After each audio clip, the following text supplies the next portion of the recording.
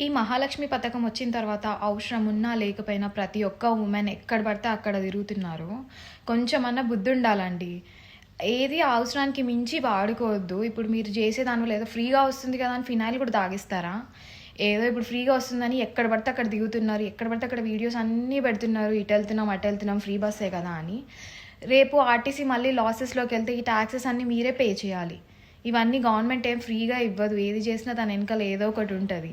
ఇది ఫ్రీగా ఇచ్చినట్టే ఇచ్చి ఎక్కడ దొబ్బాలో అక్కడ దొబ్బుతారు. కొంచెమన్నా బ్రెయిన్ ఉండాలి. ఇట్లా ఫ్రీగా వచ్చింది అరగదు కూడా అరగదసలు. ఇలాంటి పనికిమాలిన పథకాలు పెట్టే బదులు లైక్ ఏ ఇంట్లో ఉమెన్ కిచెన్‌లో ఉండొద్దు.